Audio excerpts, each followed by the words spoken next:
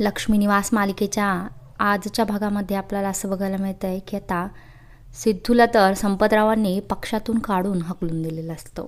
त्याचं प्रचंड वाईट सिद्धूला वाटलेलं असतं. पण भावना त्याच्याबरोबर असताना सिद्धूला घाबरण्याचं काय कारण आहे? भावनाने खूपच खतरनाक जबरदस्त असा उपाय सिद्धूला सांगितलेला असतो, जेणेकरून संपतराव चांगलेच वठणीवर येणार आहेत. सगळेजण हॉलमध्ये चहा पीत बसलेले असतात आणि सिद्धू भावनाच्या साड्या हातात घेऊन आलेला असतो.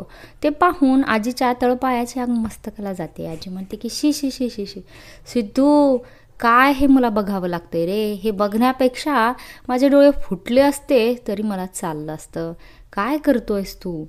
त्यानंतर रेणुकासुद्धा म्हणते की सिद्धू, तुला काही ताळतंत्र आहे की नाही? कसा वागतोयस? काय करतोयस तू? तिच्या साड्या घेऊन कुठं चाललेला आहेस तू? त्यानंतर सिद्धू म्हणतो की ह्या भावना मॅडमच्या साड्या आहेत आणि मी आता या साड्यांना प्रेस करून कपाटामध्ये घड्या घालून ठेवणार आहे, कारण भावना मॅडमला ऑफिसला जावं लागतं ना, आणि त्यांच्याकडे ही सगळी अशी कामं करायला वेळच नाही आहे. आणि माझ्याकडे आता भरपूर वेळ आहे, कारण की पप्पांनी मला तर आता पक्षातून हकलून दिलेलं आहे. त्याच्यामुळं मी आता रिकाम टेकडा आहे आणि माझ्याकडं भरपूर सारा वेळ आहे.